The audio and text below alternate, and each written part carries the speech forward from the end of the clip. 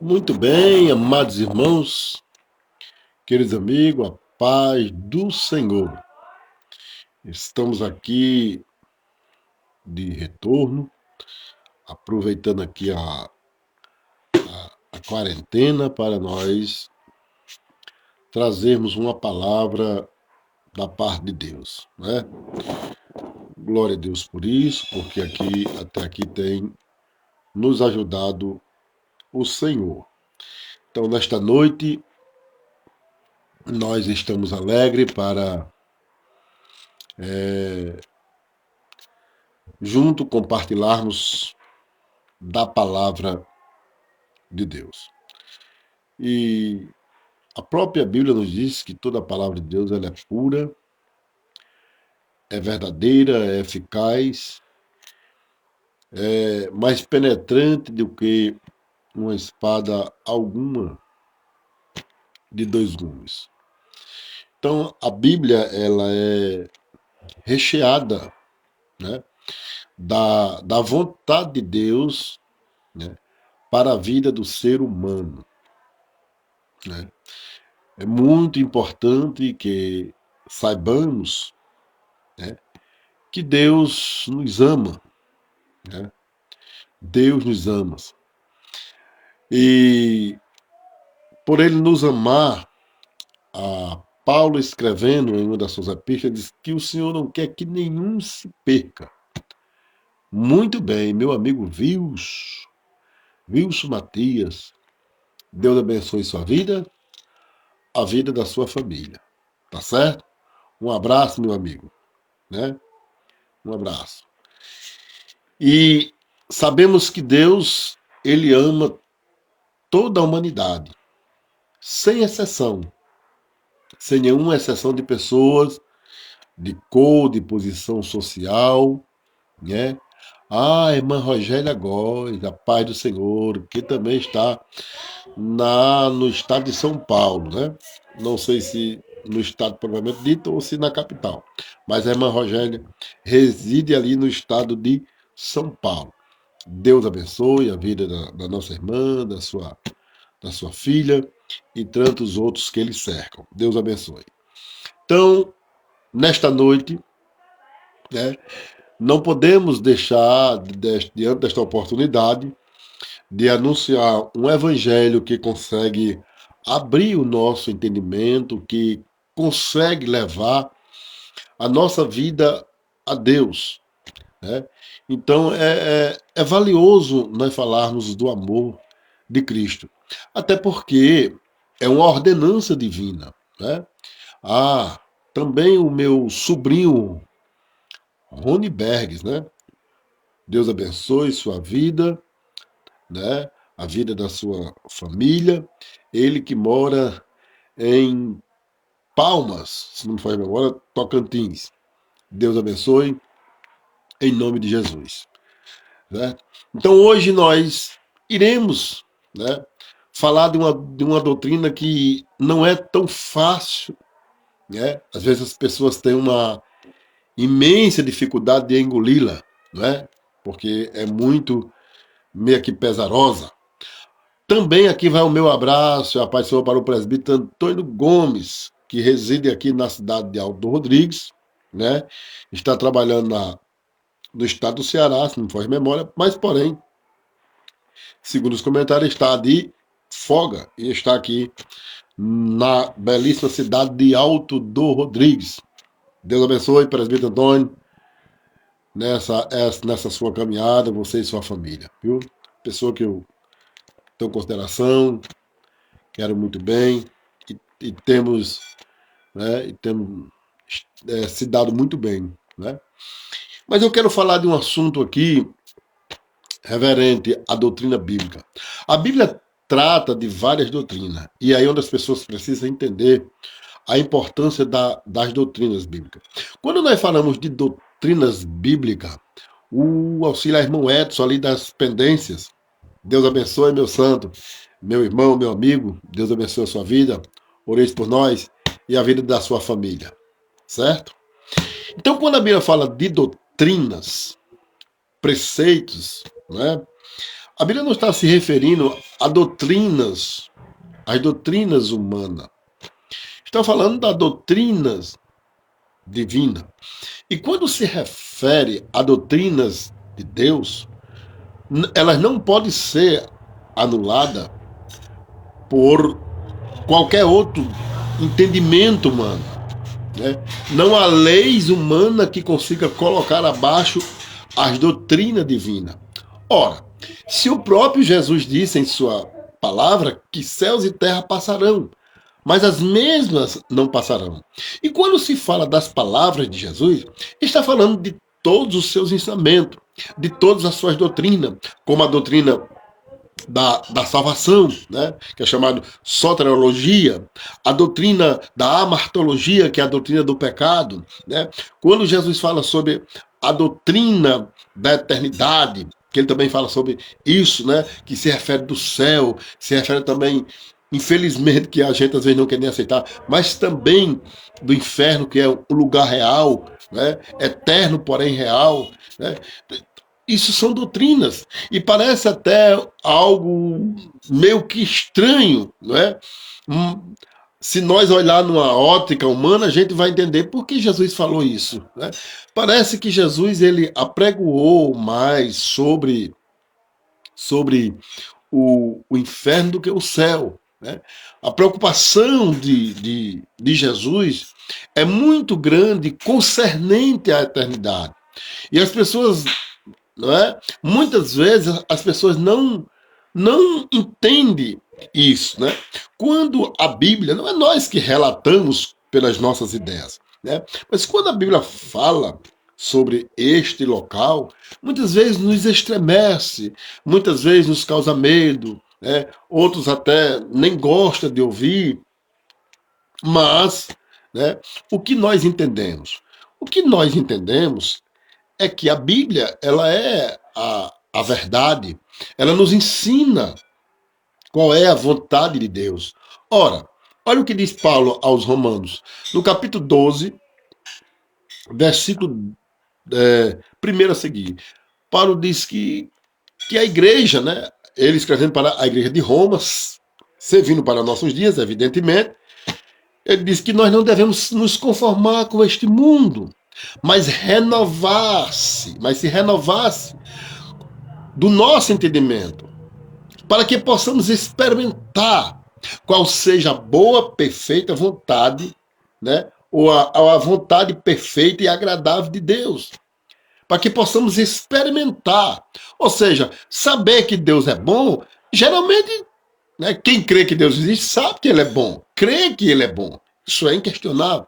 Mas a questão não é só crer que Deus é bom. Mas Paulo diz, é para que possamos experimentar. Ou seja, precisamos viver essa experiência da bondade de Deus na nossa vida. E quando Paulo fala, né, de nós experimentar essa experiência da bondade de Deus, Paulo está aqui se referindo justamente do contexto salvífico. Porque Deus é bom, independente de qualquer coisa, todos nós sabemos disso. Isso aí ninguém. Não, mas não é esse o contexto que Paulo está se referindo. Paulo está se referindo da comunhão com Deus, do relacionamento com Deus. E é isso que nós precisamos compreender do que Paulo está falando. Né? A gente não, porque se a gente for, né, pega outros contextos, alguém vai dizer, não, Deus também é bom, Deus faz isso por mim, faz. Isso é evidente. Né? Aí onde é que entra a bondade? Eu já tenho explicado aqui que muitas vezes, principalmente nós brasileiros, né? O brasileiro tem uma cultura muito interessante, né? E muitas vezes não sabe discernir o bom do honesto. Eles não conseguem definir. Eles sempre retratam uma coisa ruim para dizer que outra é boa. É assim que se usa, né? Eu até já citei casos aqui. Um exemplo, né? Alguém compra em uma mercearia e ele paga. O que é que o dono do comerciante vai dizer? Ô caba bom. Não é? Por quê? Porque vai um que compra ele e engana ele. E ele tem, por ele ser enganado, ele entende que aquele cara que pagou honestamente a ele é um cara bom. Na realidade, não há bondade nisso. Se eu comprei, eu tenho que pagar. Que bondade tem nisso? É o meu dever, eu não comprei. Mas a gente se espelha tanto ao mal, né, que a gente acha que alguém que cumpriu a sua missão, ele foi bom. Mas não há bondade nisso. Né? É ser correto. Né? É justamente ser correto. Se eu comprei, eu tenho que pagar. Né? Da mesma forma, as pessoas quando trabalham em uma empresa que a empresa paga em dia, ou empresa boa, mas não é o dever dela, não é pagar em dia. Que bondade existe nisso? É um dever dela. Mas, devido a gente olhar para trás e observar tantas empresas que não pagam em dia o funcionário, ou os funcionários, a gente considera aquela empresa boa. Né? Não é que ela seja uma má empresa, não é isso que eu quero dizer. Mas é o dever dela é pagar. Né? Há funcionário bom. Por quê? Ele está fazendo o trabalho bem certinho. E não é o dever do funcionário? Ele não é pago para fazer o trabalho? Que bondade existe nisso? Né? Mas isso aí, mãe velha, Deus abençoe. Então, o brasileiro, ele é tão escabriado com as coisas ruins que um exemplo honesto a gente usa como se aquela pessoa fosse bom.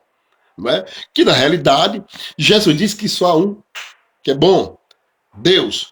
Eu apenas estou cumprindo o meu papel. Então existe uma diferença entre a bondade, certo? E cumprir o nosso papel. Bom é Deus. Por que Deus é bom? Porque ele nos amou primeiro. Olha só. Ele nos amou primeiro.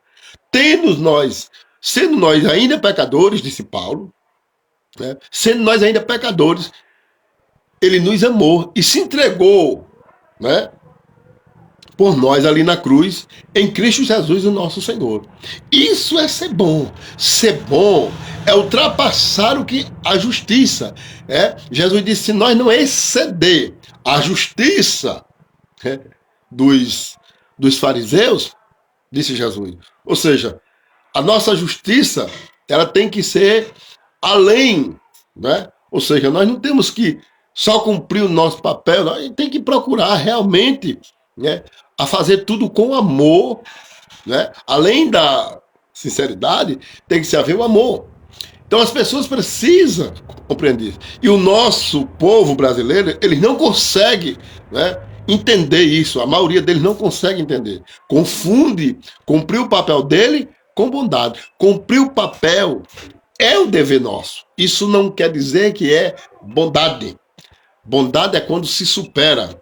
Você sabe quando é que você realmente, ou eu, faz um papel de bondade? Quando nós passamos daquilo que éramos para fazer. Você sabe quando a empresa se torna boa para você? Quando ela paga seu salário e ainda lhe agrada por fora. Não é? Aí ela está fazendo um papel mais além. Pagar o que você está trabalhando. Não há nenhuma bondade nisso. É um dever dela e ponto final. Trabalhar honestamente em uma empresa e cumprir o nosso papel é um dever nosso, não há nada de bondade, não é nada a ver com um funcionário bom. Ele está cumprindo um papel que ele é pago para cumprir um papel. Para cumprir a responsabilidade que a ele está no contrato. É assim que funciona, né? É assim que é correto. Porém, o Brasil é totalmente visto diferente. E aí onde nós nos enganamos com isso, né? Nos enganamos e nos julgamos, né? Quando a gente não conhece a Bíblia, a gente começa a se julgar uma pessoa muito boa, muito perfeito, né? E a gente tem uma preocupação imensa de apresentar uma bondade às pessoas. A gente não se preocupa a se apresentar a Deus, a gente se preocupa a se apresentar às pessoas. Isso é muito preocupante, né? Claro e evidentemente que a gente deve ter um papel muito digno diante da sociedade. Mas a nossa preocupação tem que estar dentro, né, dos preceitos divinos. Né? Nós precisamos ser avaliados por Deus, como foi Jó. Né? Jó foi avaliado por Deus. Me diga uma coisa, será que nós hoje como cristãos suportaria tantas acusações, tantas percas, tantas ofensas né? Quando Jó suportou tudo isso, né?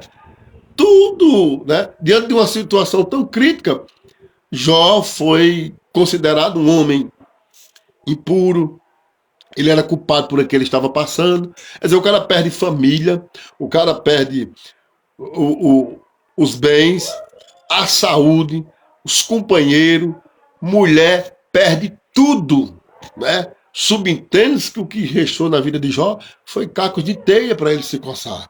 E ainda vê os amigos acusá-los, né? Mas enquanto seus amigos o acusavam, Deus estava dizendo assim para Satanás. Eu estou dizendo o que o texto diz. Observaste o meu servo Jó, homem íntegro e fiel? Irmãos, não foi qualquer pessoa que elogiou Jó, não. Foi Deus quem testificou de Jó para o diabo. Não foi alguém que testificou, não foi uma qualquer pessoa, desculpa, não foi qualquer pessoa que testificou de Jó diante do aniversário da sua alma, não. Foi o próprio Deus que o testificou. Está observando Jó, homem íntegro, fiel, que sempre se desvia do mal, que se desvia do mal. Né? E agora, um homem desse tão íntegro, Deus agora permite uma situação dessa, que o inimigo vá lá e toque em Jó. Então, Deus permite para mostrar ao diabo e a nós que quem crê no Senhor, quem realmente ama Deus e quer se afastar do mal, vencerá todas as artimanhas, todas as astúcias, todas as ciladas, todos os protocolos que tentam nos separar de Deus. Venceremos em Cristo Jesus, o nosso Senhor. Então, é possível o homem ser vencedor quando ele está em Cristo. Ora, Paulo diz que em Cristo somos mais do que vencedores. Olha só, somos mais. Que coisa importante. Né? Então, diante do que nós podemos entender, é que nós temos que ser conscientes que nós precisamos de Deus. A nossa bondade, né, não é o suficiente, nós não temos bondade para mostrar. Né? Viemos aqui nessa terra, a permissão de Deus e a sua vontade, para cumprir o nosso papel. Infelizmente, nem todos cumprirão os seus papéis. Infelizmente. Por que não cumpre? Porque se nós não tomar como base da nossa vida, como regra, a palavra de Deus, não tem como nós cumprir o nosso papel. Nós só podemos cumprir o nosso papel de acordo com a palavra de Deus. Um instrumento de fidelidade, né, que nos dá razão de vida, razão de viver, né, e razões de ser feliz diante de todas as lutas e circunstâncias que enfrentamos na vida. Né. Isso não é conversa, não. Parece que em Provérbio está escrito que o justo, até na sua morte, tem esperança. E isso não é conversa. Nós somos conhecedor que o primeiro mártir, né, primitivo, da igreja primitiva, foi Estevão. O diácono Estevão foi o primeiro mártir. Enquanto as pessoas lhe apedrejavam, né, aí vamos analisar fisicamente que dores um homem desse não estava sentindo, sendo apedrejado. Não era tão pouca, mas enquanto as dores no corpo lhe atacavam, os seus olhos esperançosos em uma visão via Cristo de pé no céu lhe aguardando. É essa a nossa esperança. Essa é a nossa esperança. É isso que as pessoas não conseguem compreender e nos chamam de louco, de tolos. Mas Lamentações de Jeremias diz no capítulo 3, versículo 26, diz assim: bom é aguardar em esperança. Bom é aguardar em silêncio e em esperança a nossa salvação, que vem do Senhor. É isso. Isso é realmente a nossa esperança. Estamos aqui de passagem, né? Estamos aqui de passagem para aqueles que não acreditam na eternidade. Ela não vai deixar de existir por isso. A eternidade é um lugar que nos aguarda, com Deus ou sem Ele. Agora, bom é com Ele. né? Por isso que vale a pena nós salientarmos sobre isso, que ainda, amados, há uma chance para quem está ainda nessa terra, para quem ainda não confessou o nome do Senhor, ainda tem uma esperança de se retratar com Ele. E os que têm confessado o nome do Senhor, como eu e tantos outros, fiquemos firmes diante das lutas, das circunstâncias que enfrentamos nesta vida. Não somos livres das aflições. Somos como qualquer uma pessoa. A grande diferença está é porque Deus, o Deus de Jacó, está conosco. Por isso que o salmista no Salmo 20, ele diz, o nome do Deus de Jacó te proteja. É o nome do Senhor que nos protege, ou seja, que nos dá força, que nos dá graça. Muitas vezes o Senhor permite as lutas, mas não se separa de nós. E essa é a nossa vitória, é que o Senhor está conosco.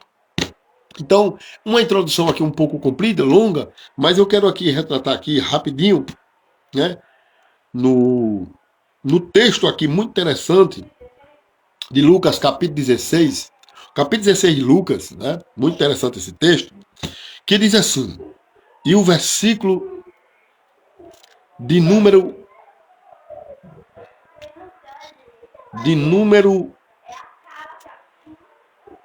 23, que diz assim, vamos ler o 22. Aconteceu, morrendo o mendigo, a ser levado pelos anjos para o seio de Abraão. Morreu também o rico e foi sepultado. Olha só que coisa interessante. Que diferença grande. Vamos observar uma coisa aqui muito interessante. É isso que as pessoas, a irmã Eleni Holanda, Deus abençoe, viu, minha irmã? Deus abençoe. Uma coisa muito interessante que nós devemos pensar. Que muitas vezes as pessoas olham, aqueles que não são cristãos, de acordo com a nossa fé, há aqueles que nos criticam, não é? Aqueles que nos criticam. Por que o crente passa por luta, por dificuldade? Eu acho uma pergunta, não sei que ingênua, uns porque criticam, os outros porque são ingênuos. Ora, mas nós somos seres humanos como qualquer outro, somos pecadores como qualquer outro, temos corpo como qualquer um, adoecemos como qualquer um, podemos ser assaltados como qualquer um e por aí vice-versa. Qual a diferença? É que Jesus está conosco. É isso que tem a diferença, quem faz é Jesus. Ele é quem faz toda a diferença. É isso que as pessoas precisam entender. Independente do que passamos, Jesus faz toda a diferença. Quem não sabe que, todos nós sabemos que os mártires da igreja primitiva, todos foram mortos, né? Os apóstolos, como Pedro, Tiago, João e etc, foram mortos. E eles também tinham Jesus, né? Pastor, irmã Ivanete, Deus abençoe. Eles também tinham Jesus, né? Mas Deus permitiu. A permissão de Deus existe. O mundo precisa andar. Deus criou o mundo, criou o homem para viver. Há momentos que Deus interfere? Sim, quando há necessidade de ele interferir, que ele entende que há uma necessidade de interferir, ele interfere. Mas o mundo gira. O mundo gira. Nós vivemos, né? Porém, sempre, né, com a direção de Deus. E aí onde é que está a diferença da coisa? Quando Jesus conta essa parábola do rico e Lázaro, alguns chegam a entender que não é nenhuma parábola, mas é uma analogia, ou seja, algo realmente que aconteceu, que nós temos que diferenciar uma parábola, não é? O que é uma parábola? Uma parábola é uma história contada para trazer um ensinamento. A senhora irmã Maria das Dores, Deus abençoe, viu? A senhora e o irmão Seixinhas. Então, uma parábola, ela é diferente de uma história real. Uma parábola não é uma mentira, mas é uma história que se narra para chegar a um ponto, né? a, um, a, um, a, um, a um assunto apropriado, a um entendimento. Né? Jesus fazia parábolas para facilitar os discípulos entender a sua mensagem, e Jesus também fazia parábola para dificultar os entendimentos daqueles que não queriam crer nele. Também existia isso. Nós não podemos descartar essas possibilidades. Então, mas nessa situação não foi uma parábola, porque o nome de alguém é citado, né? O nome de alguém é citado, o nome do pobre é citado, Lázaro, porém não o nome do rico. Que coisa interessante, né? E a maioria, né, acredita que isso realmente aconteceu, né? Do rico, né, e do mendigo Lázaro. Então Lázaro não foi salvo porque era pobre, né? Apesar do texto falar isso, né? E o rico não foi condenado porque era rico, né? De jeito nenhum. A riqueza não condena e nem salva. A pobreza nem condena e nem salva. Jamais. Não. De jeito nenhum. Isso deve ser descartado. Agora, evidentemente que muitos ricos não serão salvos porque o seu coração está preso no dinheiro. Ele é alvarento. Como também, por incrível que pareça, meu amigo Fábio Silva, né? Lá da cidade de Riacho da Cruz, acredito que deve estar em Natal. Acho que sim, né? Um abraço aí, meu amigo. Tudo de bom para você, viu? Um excelente artista, né? Um bom pintor, desenhista e uma boa pessoa. Deus abençoe, viu? A sua vida. Então, o que nós entendemos? A necessidade, né, de nós termos Jesus. Não é porque fulano é rico que ele não vai para o céu porque ele é rico. Não é porque ele é pobre que vai para o céu porque é pobre. Não, não existe isso, né? Quem é pobre precisa de Jesus o tanto quanto o rico precisa. O rico precisa de Jesus o tanto quanto o pobre precisa. Isso não faz nenhuma diferença. Não há diferença sobre isso. Jamais. Nós temos que compreender isso aí, né? Os pobres sempre existiu, sempre existirá. Rico sempre existiu, sempre existirá. Isso não é diferença, né? Por incrível que pareça, existem pobres que é tão avarento, não é? Tem muitos também, né? A gente pensa que é só rico que é avarento, né? Claro, evidentemente os ricos têm mais facilidade, mas tem pobre que não tem nada, mas é avarento também, não é? A realidade é essa. Mas vamos lá para nós concluirmos aqui o nosso raciocínio bíblico. Que esses homens morreram e os dois se encontraram por lá. A diferença é porque lá naquele lugar, né, que a Bíblia chama de Hades. O que é a palavra Hades? Hades é uma palavra grega, certo? Uma palavra grega que corresponde a lugares dos mortos, né? Um lugar oculto. Oculto a quem? Aos nossos olhos, evidentemente. Um lugar oculto. E era lá, irmão Daniel, a paz do Senhor e Marinel. Deus abençoe, viu? Você e sua família. Então, é um lugar oculto aos nossos olhos, certo? O que acontece? Que é também chamado lugar dos mortos. Essa palavra ela foi transladada porque antes ela escrita em hebraico queria dizer o Seol. Seol. Então, porque o Antigo Testamento, que era escrito em hebraico, foi traduzido para o grego, essa palavra se chama Hades, né, que é lugar dos mortos. Né? E era um lugar, e segundo alguns teólogos, ali partia tanto salvo não salvo para aquele lugar, mas havia uma divisória naquele lugar. Um ficava no lugar de descanso e outro no lugar de tormento. E o rico viu Lázaro, que estava no chamado lugar seio de Abraão, um lugar de descanso. E isso, o que é que isso nos entende? Olhando essa analogia, né, que não era uma parábola mesmo, é uma analogia, algo real, isso mostra que quem morre é consciente. Ninguém fica lá apagado, tá apagado, não. É consciente, sim. Né? Agora, e, e como é que alguém consegue ser consciente, não é? Lá na eternidade com Jesus e não sofre lá, se lembrando porque lá no céu é totalmente diferente. Lá ninguém sente saudade, ninguém sente dor, ninguém sente nada, porque Deus está lá presentemente com eles. Já na eternidade sem Jesus tem uma diferença.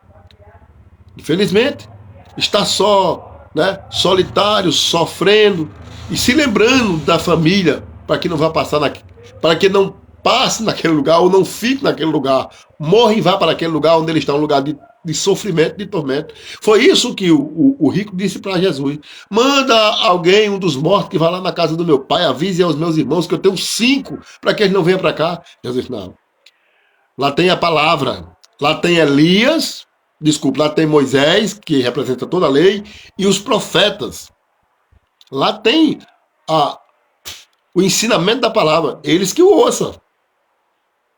Né? Então, meu amado, meu amigo, é muito importante nós acreditarmos na palavra. Nós precisamos entender que a nossa vida, a nossa escolha aqui, não é Deus que vai escolher por nós. Sabia que Deus não vai escolher por você nem por mim? Não, quando eu morrer, Deus faça de mim o que quiser, se eu merecer. Não, esqueça o merecimento que nem eu e nem você temos. Né? E também não pense que Deus quem vai escolher, você ou eu quem vamos escolher daqui. Porque Deus deu a mim e a você essa liberdade de escolha. Entendeu? Isso foi Deus que lhe deu a você e deu a mim essa liberdade de escolha. Então, precisamos escolher, né? O que nós precisamos escolher, o que nós achamos bom para isso. Nós queremos escolher a corrupção humana do mundo, o pecado, ou nós queremos escolher a vontade de Deus? Né? Então, quem escolhe a vontade de Deus, certamente viverá eternamente. Então, que nesta noite nós possamos meditar, entender melhor isso. Né? A eternidade é real. E, biblicamente, só existe 2 lugares. O céu, né? Ou, então, o inferno, como as pessoas, né? Entende? E quando eu estou falando aqui de inferno, não estou falando de sepultura. Eu estou falando aqui, né, de uma palavra eterna. Né? E que eu não estou aqui também fazendo julgamento de ninguém. Mas Renildo, que já morreu. Bom, é com ele Deus. Eu vou cuidar da minha vida. Né? Nós temos que cuidar da nossa vida aqui. Quem já partiu, já partiu. O escritor aos Hebreus diz no capítulo 9, o versículo 27, que aos homens está ordenado a morrer uma só vez. E depois segue-se a juízo. Então nós precisamos realmente estar firme com Jesus, que é o nosso advogado, né? O Senhor da nossa vida. Né?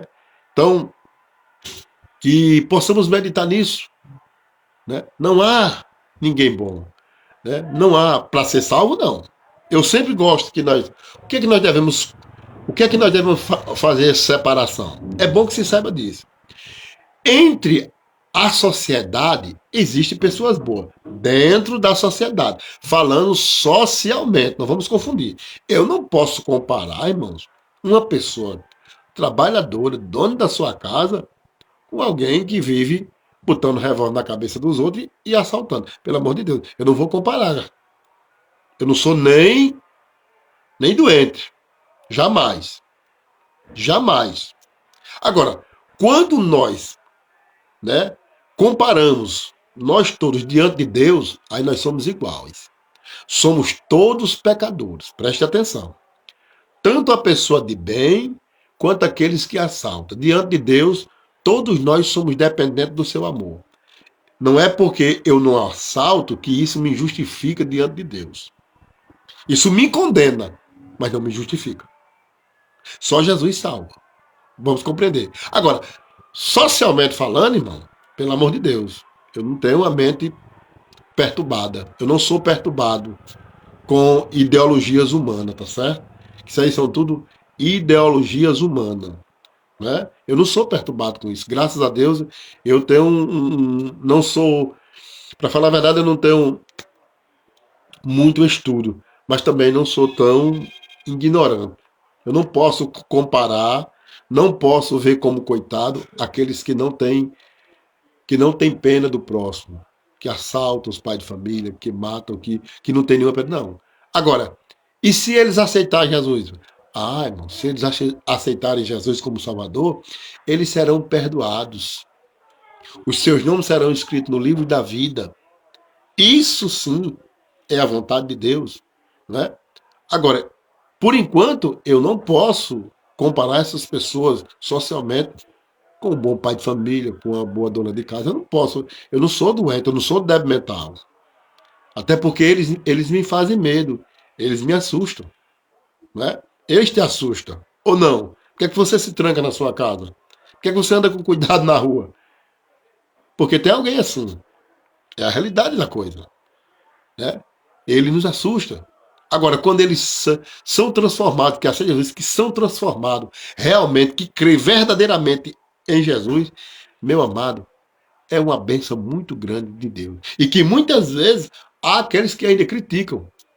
Observe bem, há os que criticam. Fez tudo que não presta, agora é crente, agora é salvo. Quer dizer, essas pessoas desejariam que ele continuasse na vida do crime, matando, fazendo um bocado de coisa. Deveria agradecer a Deus porque ele se converteu, né? E desta feita serve a Deus e deixou a vida do crime. Irmã Navegante Santos, irmã Navega, Deus abençoe, viu? Deus abençoe. Então, as pessoas ficam irritadas quando alguém que era desse mundo, que Jesus liberta ele porque ele creu na palavra, tem gente que fica irritada. Agora é salvo, agora é santo. Se continuar na presença de Deus, seu nome escrito no livro da vida e vai morar no céu, independente do que ele fez. E aí, retorna a dizer, aonde eu entro?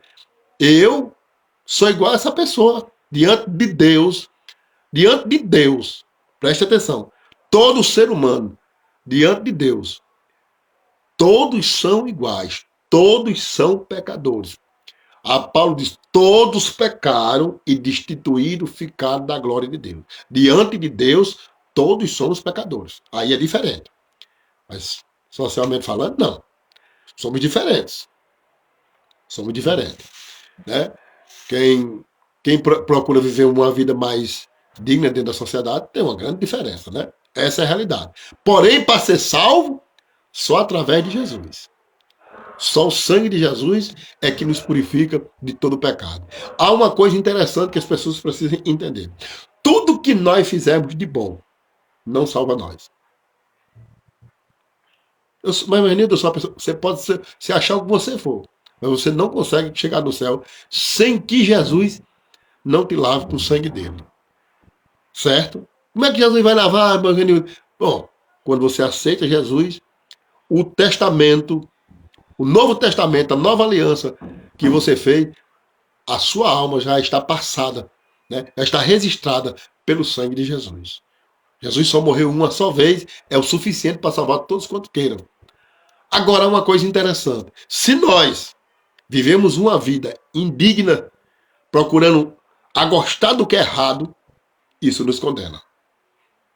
Então, isso é o amor de Deus, né? Isso é o amor de Deus. Que Deus em Cristo nos abençoe. E no dia da sua graça. E possamos continuamente servir ao Senhor em qualquer circunstância da nossa vida. Deus abençoe. Quero orar pelos irmãos, pelos amigos que pacientemente nos ouviram. Em nome de Jesus. Oremos. Senhor, meu Deus, meu Pai, queremos te agradecer por esta oportunidade, por todos quantos passaram por aqui. Senhor, continua abençoando e dando da sua graça, Senhor, nas nossas vidas, Senhor, para que possamos permanecer firmes em qualquer circunstância da vida. Dê força, dê graça, e que, meu Pai, as pessoas possam entender a tua palavra, a tua vontade. Assim nós oramos e te agradecemos em nome de Jesus. Amém. Que Deus abençoe em nome de Jesus. Muito obrigado.